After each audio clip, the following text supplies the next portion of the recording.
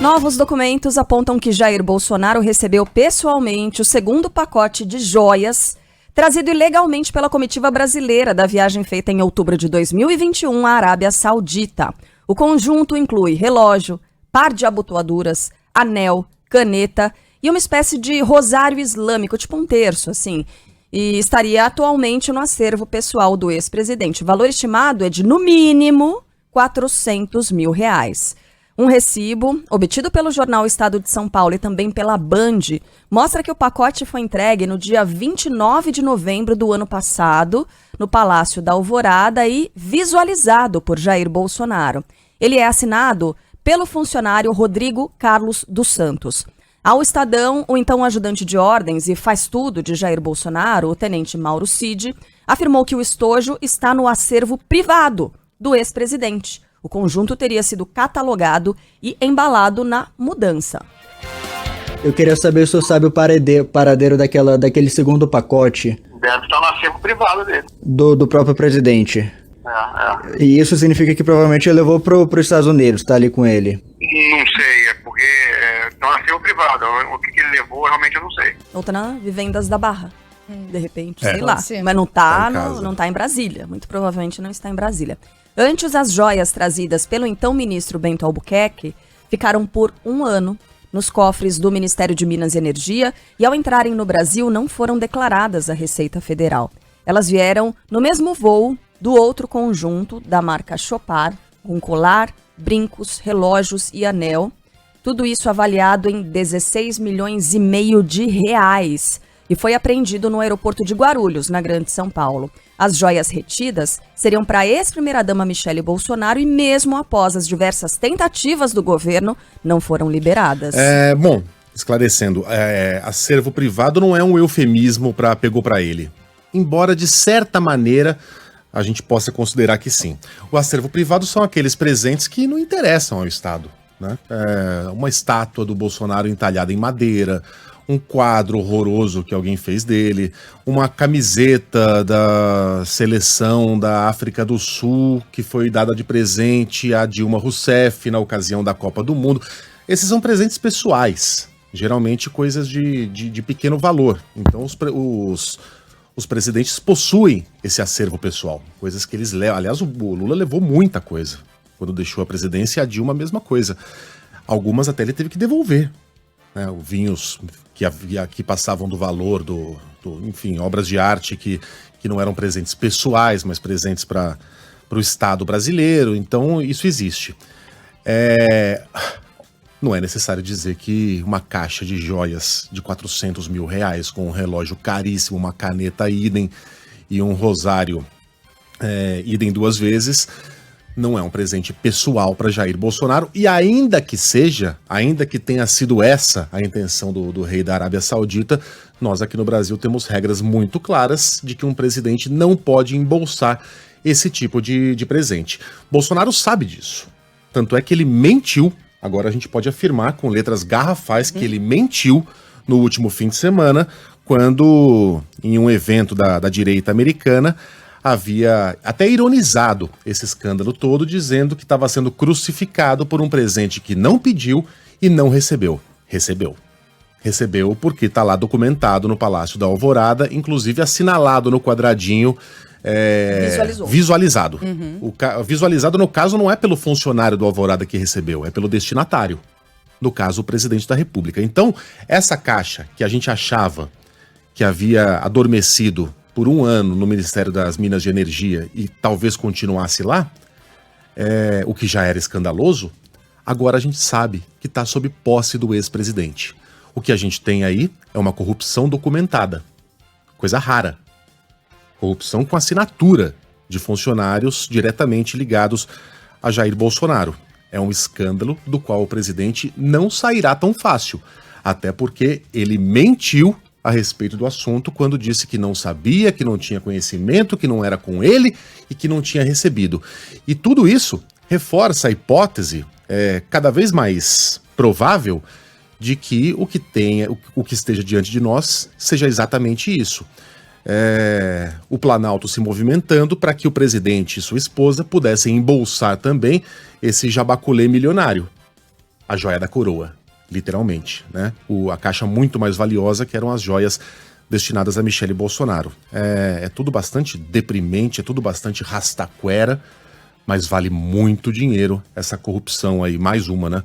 Que está envolvida diretamente ao presidente Bolsonaro. 2 casos que agora são investigados pela Polícia Federal, pelo Ministério Público Federal e pela Controladoria Geral da União. Em nota, o advogado Frederico Wassef, que defende Jair Bolsonaro, afirmou que o ex-presidente agiu dentro da lei e, abre aspas, declarou oficialmente os bens de caráter personalíssimo recebidos em viagens, não existindo qualquer irregularidade em suas condutas, fecha aspas. Segundo ele, todos os fatos, ao contrário do que vem sendo divulgado pela grande mídia, diz Wassef, estão em conformidade com a lei.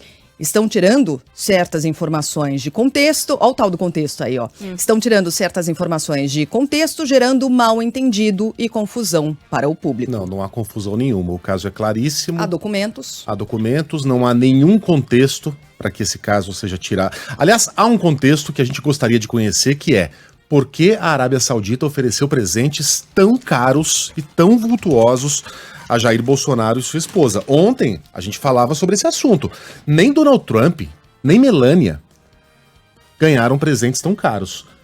Barack Obama, ao curso de 8 anos, recebeu presentes bastante extravagantes do rei da Arábia Saudita, mas o valor não passava de $1 milhão. De repente chega um presente aqui no Brasil valendo 3,5 milhões.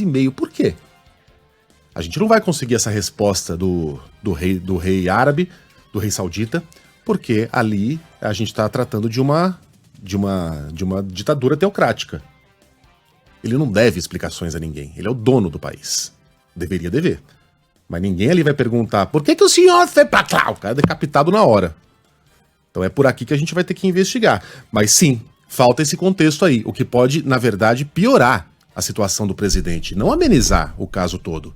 Por que a Arábia Saudita ofereceu presentes tão caros ao presidente e à sua esposa? Não é normal.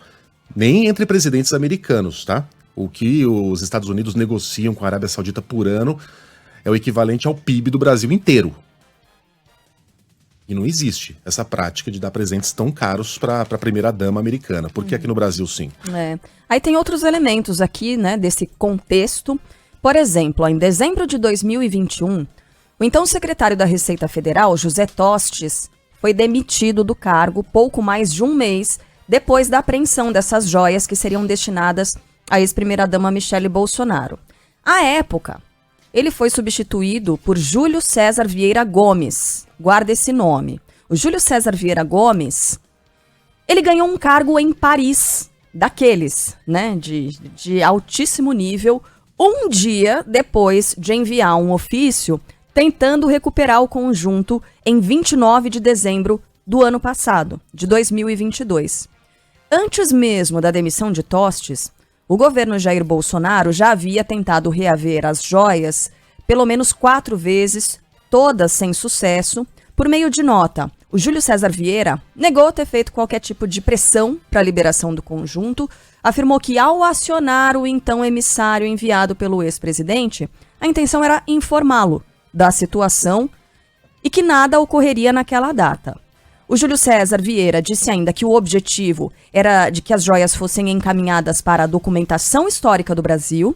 Pelo entendimento do Tribunal de Contas da União, os itens recebidos por presidentes só podem ser incorporados ao acervo pessoal, como disse o Megali, se forem de natureza personalíssima, como, por exemplo, medalhas, honrarias personalizadas, ou de consumo próprio, por exemplo, alimentos, bebidas, roupas ou perfumes. Né? Não tem sentido deixar um perfume lá na documentação histórica, não sei o quê, de repente a pessoa, você usa... Alguém poderia perguntar, e se na parte traseira do relógio tivesse gravado ali um presente ao amigo Jair Bolsonaro? Ainda assim seria um presente ao Estado brasileiro, pelo valor. Né? Não existe presente pessoal entre chefes de Estado no valor de R$400 mil, muito menos de 16 milhões e 500 mil reais. Né? Ficaria lá, um acervo. Nesta ocasião, neste dia, o então presidente Jair Bolsonaro recebeu do Mohammed bin Salman, blá blá blá blá blá. E pronto, é do Estado brasileiro, por mais que esteja o nome dele lá. Não tem papo. Fosse uma camisa da seleção da Arábia Saudita, sim. aí pertence ao Bolsonaro. Ele pode usar tranquilo lá, na Vivendas da Barra, de chinelão, um relógio de R$400 mil, não. O nosso ouvinte, Sandro Marques, ele está fazendo uma ponderação aqui, e claro, né, Sandro, quando a gente sabe dessas informações de bastidor, dá, de fato, um desgosto, porque ele diz, olha, a gente começou citando em dezembro de 2021, né, essa história e tal, aí falando de novo agora, de 29 de dezembro do ano passado, de 2022, tudo aquilo acontecendo, o Brasil, né, borbulhando, e o nosso ouvinte Sandro dizendo, o que mais me deixa furioso é pensar que, em vez de estar governando, estava todo dia preocupado com esse tipo de assunto aí, uma equipe inteira mobilizada para tentar tirar essas joias de lá. Pois é, Sandro. E a gente achando que o pessoal está preocupado aqui com a gente. Olha aqui, a Folha de São Paulo mergulhou nesses valores de presentes de líderes sauditas a presidentes americanos e de outros países. Nas últimas 2 décadas, os presentes concedidos a presidentes americanos e suas primeiras damas totalizou... O total foi de 6 milhões e meio de reais. Ou melhor, de dólares. Ah, então é mais. É mais. Só que a gente está falando aqui de 2 décadas e de presidentes e primeiras damas dos Estados Unidos, que tem negócios trilionários com a Arábia Saudita. Para que fique claro, o presente mais caro de todos foi dado em 2003. A George W. Bush, um quadro retratando uma caçada de búfalos do americano C.M. Russell, avaliado em $1 milhão. Esse foi o presente mais caro concedido pela ditadura saudita a algum presidente americano, $1 milhão. Temos aqui diante de nós um presente de 3,5 milhões. Por quê? Por quê? É a pergunta, eu diria de $1 milhão, mas $1 milhão é troco nesse caso. É a pergunta de $1 bilhão e que o presidente terá de responder, porque isso não vai ficar por isso mesmo. Voltando a Brasília agora, na véspera do Dia da Mulher, o Congresso aprova, na véspera ontem, tá? O Congresso aprovou uma série de projetos de proteção e combate à violência. A Thalita Almeida vai trazer mais informações. Segue para o Senado o projeto de lei aprovado pela Câmara dos Deputados que garante às mulheres o direito de indicar acompanhante durante consultas e exames para os quais haja necessidade de sedação. Atualmente, o direito já era garantido para o período de trabalho de parto e pós-parto. Agora, segundo o texto, esse direito caberá ainda em situações nas quais a paciente tem de ficar inconsciente ou apresentar confusão mental ou desorientação em razão do procedimento. A exceção é para atendimentos realizados em centros cirúrgicos e de terapia intensiva que possuam restrições de segurança, mas esses casos devem ser justificados pelo corpo clínico da unidade de saúde. O Senado também aprovou o projeto que trata da criação de novas unidades e do funcionamento ininterrupto das DEANs, Delegacias Especializadas de Atendimento à Mulher. A medida agora segue para a sanção presidencial. A proposta determina que as delegacias de atendimento à mulher funcionem 24 horas, 7 dias por semana, incluindo feriados. Esse atendimento deverá ser feito preferencialmente em sala reservada e por policiais mulheres. A regra deve ser obedecida não só pelas delegacias que serão criadas, mas também por aquelas que já existem. Ainda ontem, a Câmara aprovou a medida provisória que institui o Programa de Prevenção e Enfrentamento ao Assédio Sexual e à Violência Sexual. O projeto abrange toda a administração pública e instituições privadas que prestem serviços por meio de concessão. E saiu mais um levantamento apontando aquilo que a gente já conhece, porque é uma distorção histórica. As mulheres recebiam em 2022 20%, até mais do que 20%, a menos do que os homens aqui no Brasil, levando em consideração as mesmas posições, os mesmos cargos. Paloma Moraes tem os detalhes desses números. 8 de março é o Dia Internacional da Mulher, mas o que celebrar? Segundo o IBGE, no quarto trimestre de 2022, as trabalhadoras recebiam, em média, 22% a menos que os homens pelos mesmos serviços prestados no país. No ano passado, mais de 18 milhões de mulheres sofreram alguma forma de violência, de acordo com um estudo divulgado recentemente pelo Fórum Brasileiro de Segurança Pública. Um levantamento do Instituto de Pesquisa Econômica Aplicada, lançado no início de março de 2023, aponta que o Brasil tem cerca de 822 mil casos de estupro a cada ano. ano, o que representa 2 por minuto. Segundo a Associação Nacional de Travestis e Transsexuais, em 2022, 130 mulheres trans foram assassinadas. Então precisamos voltar à origem da data, que não tem nada de comercial. A pesquisadora e professora do Departamento de Estudos de Gênero e Feminismo da Universidade Federal da Bahia, Maíra Kubik, destaca que a data surgiu a partir de diversas reivindicações no início do século XX. Tem uma onda de protestos no norte global, na Europa, nos Estados Unidos, quando as mulheres estavam submetidas a condições de trabalho nas fábricas. E o que data especificamente o 8 de março é um grande protesto de mulheres que foi realizado na Rússia, que acabou desencadeando o movimento que levou à Revolução Russa. E aquelas questões que estavam lá nos primeiros movimentos, que tinham a ver com melhores condições de trabalho, ainda estão presentes, né? A gente continua com uma desigualdade muito grande. A data foi oficializada em 1975 pela ONU. E quero fazer um convite aqui aos nossos ouvintes, às nossas ouvintes. Hoje, Dia Internacional da Mulher, programação especial a partir das 3 horas da tarde na Band News FM. Teremos um Alta Frequência especial, apresentado por Roberta Russo, Larissa Alves e Bruna Baroni. É o Na Frequência Delas, adorei, aliás, esse nome, Na Frequência Delas, especial Dia da Mulher, entre 3 e 4 da tarde, apresentação das 3. E convidadas especiais, 3 convidadas também. Raquel Maia, ex-CEO da Lacoste Pandora no Brasil, primeira mulher negra a ocupar cargos nessas empresas, esses cargos, né? A gente está falando de uma CEO na Pandora, CEO da Lacoste, enfim. Fundadora também do Instituto Capacita-me. A Luanda Pires, que é diretora do Me Too Brasil, que atua já em mais de 250 casos de violência sexual contra mulheres. E a Maíra Saruê, que trabalha junto com o nosso Renato Meirelles no Instituto Locomotivo. Então são elas as convidadas. Não perca, logo mais a partir das 3 da tarde, Na Frequência Delas, especial Dia da Mulher. Com mais de 60 milhões de reais resgatados, o sistema do Banco Central para receber valores esquecidos em instituições financeiras é marcado por filas virtuais. Ângelos Faia. Cerca de 1.600.000 pessoas resgataram pouco mais de 62 milhões de reais no primeiro dia da segunda etapa de funcionamento do sistema de valores a receber. O Banco Central abriu uma nova rodada de consulta ao saldo e solicitação de saque ontem pela manhã. Pouco antes da abertura do sistema, a fila virtual chegou a registrar aproximadamente 300.000 pessoas esperando. Apesar da alta demanda, o BC afirmou em nota que o sistema deu conta do recado. O site Valores a Receber seguirá aberto e sem interrupções programadas. O Banco Central estima que 6 bilhões de reais em dinheiro esquecido estejam disponíveis para saque. O governo do estado de Pernambuco anuncia novas medidas após os ataques de tubarão em praias do estado. O destaque é de Cacá Barbosa.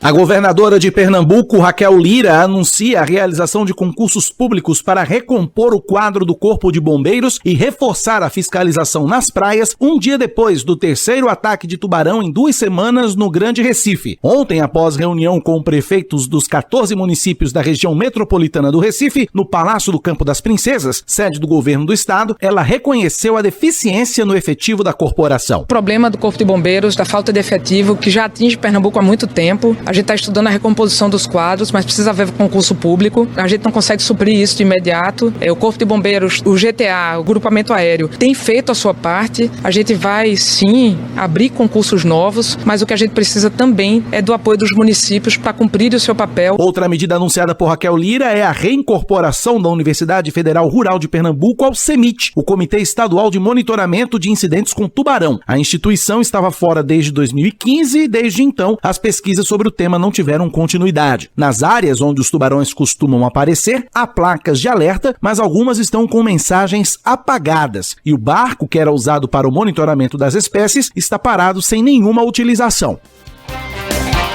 Ainda são apuradas as causas do incêndio em um shopping que deixou pelo menos 2 mortos e 12 feridos em São Luís, no Maranhão. Ontem à tarde, o fogo derrubou o teto de uma sala de cinema onde havia cerca de 30 pessoas. Segundo os bombeiros, os feridos foram socorridos, levados para hospitais da região.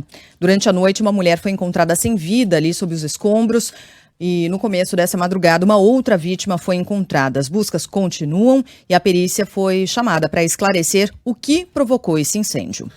Um deputado do Mato Grosso do Sul diz ter tido as falas distorcidas ao citar o famoso livro de Hitler, o Mein Kampf, em um discurso na Assembleia Legislativa. Marcos Nazoni. O deputado estadual João Henrique Catan, do PL, disse que a fala feita no plenário da Assembleia Legislativa de Mato Grosso do Sul foi em tom de críticas às estratégias de Adolf Hitler. Em discurso nesta terça-feira, enquanto falava do fato da casa ser de maioria governista, o político exibiu o livro Mein Kampf, Minha Luta, de Hitler. Em um certo momento, com o material em mãos, o deputado cita o manuscrito que é considerado a Bíblia do nazismo. Senhor presidente, é com a apresentação do Mein Kampf de Hitler que peço para que este parlamento se fortaleça, se reconstrua, se reorganize nos rumos do que foi o Parlamento Europeu. A Assembleia Legislativa de Mato Grosso do Sul ainda não manifestou se deve abrir algum tipo de procedimento para investigar a conduta do deputado. Deputado que é uma figura detestável, defende as piores ideias e tem o pior tipo de comportamento que a gente, enfim, faz parte daquele grupo de maluquinhos que ascendeu ao poder em 2018, mas fatos são os fatos. O que ele fez ali foi uma crítica desastrada, com todas as palavras erradas, exibindo o livro errado, mas era uma crítica ao governador. Ele estava criticando o nazismo e comparando o governador com Adolf Hitler, não estava exaltando o nazismo como ficou parecendo na edição das imagens, né? Por mais detestável que seja o personagem, os fatos ainda precisam ter algum valor. Nesse outro caso aqui, aí o negócio é indefensável, né? No Rio Grande do Sul, o vereador que proferiu falas xenofóbicas contra os baianos será alvo de uma nova investigação. Em novembro do ano passado, Sandro Fantinel acusou sem provas o ministro do STF de pedofilia. O destaque é de Eduarda Oliveira. O ministro da Justiça, Flávio Dino, solicitou que a Polícia Federal investigue o vereador Sandro Fantinel de Caxias do Sul, na Serra Gaúcha. Fantinel fez acusações contra um ministro do Supremo Tribunal Federal, ligando o magistrado ao crime de pedofilia. O caso será incluído nos inquéritos que apuram a disseminação de fake news e a organização de atos antidemocráticos pelo país. Fantinel voltou aos holofotes na semana passada, após dar declarações xenofóbicas em relação aos trabalhadores baianos, vítimas de trabalho escravo em vinícolas gaúchas. O Ministério Público do Rio Grande do Sul ajuizou uma ação civil pública pedindo que o vereador pague uma indenização de R$300 mil pelas falas. A PF afirma que o documento foi recebido e está em tramitação interna. A Justiça de São Paulo decreta mais uma prisão preventiva do empresário Thiago Brenan, investigado por crimes como estupro e lesão corporal. Fala aí, Thiago Muniz. A Justiça de São Paulo decreta a 4ª prisão preventiva contra o empresário Thiago Brenan. O caso em questão agora trata de uma acusação de estupro contra a estudante de medicina e modelo Stephanie Cohen, que teria ocorrido em outubro de 2021. Brenan chegou a ser preso nos Emirados Árabes em outubro do ano passado, mas pagou fiança e responde a um processo de extradição no país asiático em liberdade. Em mensagem divulgada em rede social nesta terça, a modelo e estudante Stephanie Cohen diz esperar que as mulheres possam denunciar os abusadores. Isso só mostra como eu tinha provas concretas esse tempo todo e eu tive que conviver com tanto julgamento. Amanhã é o Dia da Mulher, por uma ironia do destino.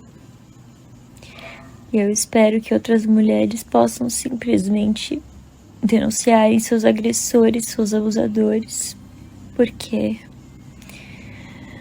é isso que a gente tem que fazer. A reportagem não conseguiu contato com a defesa de Brenan. Em vídeos postados no ano passado, o empresário se dizia vítima de perseguição. Essa história é terrível. Esse cara, ele é um monstro. Ele é um monstro. Ele tem desvio de personalidade, sei lá, não tenho capacidade, bagagem profissional para definir aí a linha psicológica dele. Mas tudo indica que ele tem um desvio. Ele torturava pessoas, ele torturava mulheres, ele sentia prazer em subjugar as pessoas. Esse cara é um monstro, é um canalha, ele tem que ser preso. E ele tá solto. É inacreditável fora do Brasil. Que ele seja solto ainda, né? É inacreditável. É inacreditável. Ele marcou uma mulher como se ela fosse gado com as iniciais dele. E talvez mais de uma. é um terror. Dia da Mulher, né, como disse a vítima aí, até irônico, né, que isso aconteça, mas para ela é algo, uma bandeira a ser levantada e de fato é. Recentemente, eu me lembro que até a gente conversou, né, Megali, de que havia um levantamento dizendo que 90% das mulheres já foram vítimas de violência, né? Algum tipo de violência. Eu não me lembro dos números, mas eram números altíssimos. Era um número impressionante. Impressionantes, elevadíssimos. E eu fiquei pensando que talvez esse número seja até maior, porque existe uma resistência muito grande de mulheres, isso já foi discutido aqui também inúmeras vezes, e eu imagino que, assim, arrisco dizer que toda mulher já foi vítima de algum tipo de violência, algum tipo de agressão. Porque é que a gente estava falando no começo do jornal, né? Dia Internacional da Mulher, às vezes a pessoa fica, ai, não, vou mudar de estação, não aguento mais ouvir esse mimimi. Homem não aguenta mais ouvir, saber se dá Feliz Dia da Mulher, se dá rosa, se não dá. A mulher, ai, será que eu tenho que receber os parabéns? Será que eu tenho que ficar? Então a gente fica nessa coisa de fazer um retrospecto, né, da nossa vida. Eu fiz, imagino que a Sheila tenha feito também. Uhum. E aí eu me peguei pensando, agora que chega a maturidade, a gente tem as coisas um pouco mais... Parece que a água se desprende, né, das coisinhas, das partículas mais pesadas, e a gente consegue enxergar com uma forma um pouco mais clara as coisas que aconteceram no nosso passado. Né, as águas ficam mais calmas, né? Parece que a coisa acomoda melhor emocionalmente. Né? Exatamente. E aí eu estava me lembrando que ali na minha pré-adolescência, um pouquinho depois, 13, 14 anos, eu não gostava de ser menina, não gostava de ser mulher. Não me identificava muito com isso e eu não entendia muito bem o porquê. Comecei a fazer esse retrospecto. E aí eu percebi que foi justamente no momento em que o meu corpo começou a mudar. E aí no meio de tudo isso, de toda essa mudança fisiológica, de hormônios, né? A gente já tá meio instável, começaram a acontecer coisas, começaram a acontecer episódios de violência na minha vida. Eu me lembro que eu estava indo para um treino de ginástica olímpica, pequena, em uma rua pouco movimentada, de um dos bairros mais nobres de São Paulo, de manhã, cedinho, indo treinar, e 2 rapazes passaram por mim e me apalparam. Passaram a mão na minha bunda. E saíram rindo da minha cara. Foi uma violência tão terrível. Mas enfim, o que eu ia fazer ali? Nunca falei isso pra ninguém, primeira vez que eu tô falando. Depois, um pouquinho mais pra frente, indo pra escola, 13 anos também, ônibus cheio, no meio de um monte de gente. Um cara me encoxando. Com todo respeito, não sei, a pessoa que tá ouvindo rádio 7h32 da manhã agora. 13 anos, uma garotinha indo pra escola e um cara de pau duro se esfregando na menina que nem sabia o que era aquilo. Nunca tinha falado isso pra ninguém também. Aconteceu. Então pode ser no lugar totalmente deserto, pode ser no meio de todo mundo. Então, agora pensando, ser menina, ser mulher, era sinônimo de sofrer violência de todo tipo, o tempo todo. E parecia que era algo que eu provocava. A minha mãe se lembra muito disso, que eu tinha uma resistência muito grande com relação às minhas roupas. Eu não quero que nada fique transparente. Sempre blusa amarrada na cintura para sair, para não ficar, né, com o bumbum sendo mostrado ali pela calça. Só né, uma calça um pouco mais justa, mais apertada. Então, ser menina era sinônimo de sofrer violência. Como isso foi difícil, sabe, de superar. Na fase adulta, aí tem outras coisas, outros traumas que ainda preciso trabalhar, do tipo dizer não e ainda assim ser forçada a fazer certas coisas, mas aí são traumas um pouco mais recentes, vamos trabalhar um pouco mais, né, sobre isso. Mas acho importante a gente conversar com homens e mulheres, né, sobre essa questão. As meninas continuam passando por isso todos os dias? Uhum. Não é o que a gente quer. O que a gente quer? Uma sociedade melhor, uma sociedade mais evoluída, uma sociedade segura para crianças e adolescentes, para homens e mulheres, para meninos e meninas. O que é que a gente precisa fazer para que isso aconteça, né? Para que as próximas gerações não passem pelo que a gente passou. Então, essa é a reflexão colocada aqui nesse momento. Uma das coisas que a gente precisa fazer é exatamente isso. Falar sobre. Falar. Falar porque a gente se ajuda, porque a gente dá as mãos, porque a gente tenta dessa forma evitar que outros casos parecidos aconteçam, que a gente fortaleça outras mulheres que sofrem de violência caladas e de diferentes tipos de violência. A Carla citou esses 2 episódios, né, Cá? Se não me engano, no ano passado ou anterior, a gente dividiu aqui pela primeira vez com os nossos ouvintes e ouvintes esses casos, esses episódios de violência, e nesse caso física. A minha história com a Carla também é muito parecida, era atleta, jogava no Clube São Paulo, na capital paulista, estava ali vestida para treinar vôlei, tinha aproximadamente 12, 13 anos, pegava ônibus para ir até lá na Estação Santa Cruz e parada na Estação Santa Cruz, vestida para um treino de vôlei, com shorts, né, e uma camiseta de treino, e aí vieram 2 rapazes, não sei se menores de idade e tal, e também passaram a mão na minha bunda. Aquilo é tão agressivo, e aquilo te deixa com um misto de vergonha, de tristeza, de a culpa é minha porque eu tô com shorts curtos e eu não deveria estar. Isso mexe tanto, né? Isso precisa ser tão trabalhado, a coisa da culpa. A culpa é minha. Não, não é minha, não é sua, mulher. A gente tem que poder vestir o que a gente quiser. E por muitos anos, eu lembro, eu tenho uma irmã um pouco mais velha do que eu, 8 anos mais velha, e ela sempre teve uma relação muito maternal comigo. E eu lembro dela falar assim, olha, você vai pegar ônibus, você vai no transporte público, você tem que usar moletom e camisetona larga para esconder as formas do seu corpo, para que ninguém se sinta atraído pela sua imagem e encoste em você. Cara, como pode você não poder se vestir como você quiser porque tem alguém que se sente no direito de encostar em você? Não, deixem os corpos das mulheres em paz, deixem as mulheres em paz. Essa é uma luta, né? Logo no comecinho a gente falou, precisamos celebrar avanços? Sim, mas a luta ainda é tão grande, o desafio é tão enorme que a gente precisa falar, denunciar, trazer à tona, noticiar, fazer rodas de conversa e conversar com ouvintes, homens e mulheres. A gente está falando de uma violência física, né? Porque é isso, alguém encostou em você sem que você tenha autorizado.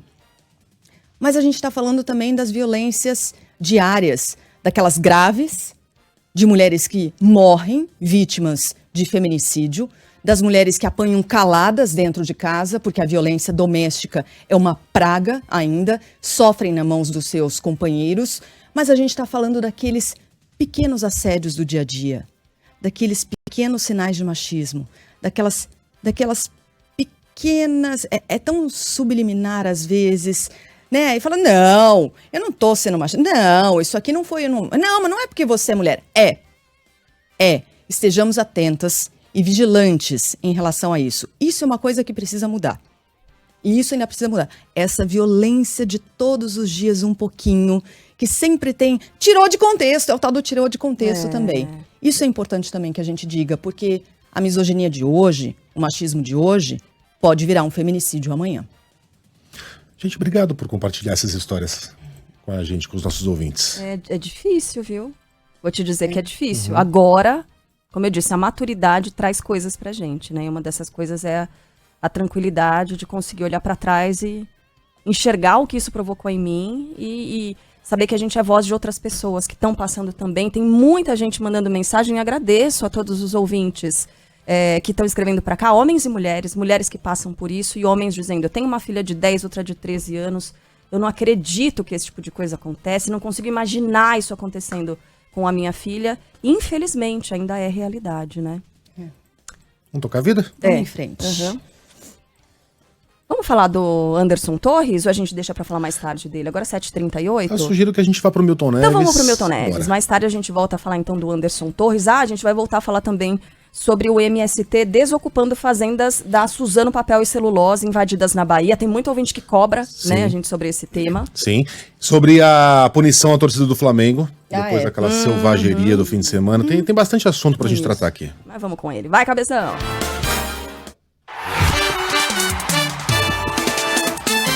Futebol, com Milton Neves. Oferecimento Casa do Construtor, aluguel de equipamentos, ligue 0800 200 0217. Sicredi, conheça a primeira instituição financeira cooperativa do Brasil. Sicredi, gente que coopera, cresce. E Tintas Souvenir, a marca mais tradicional e querida do Brasil.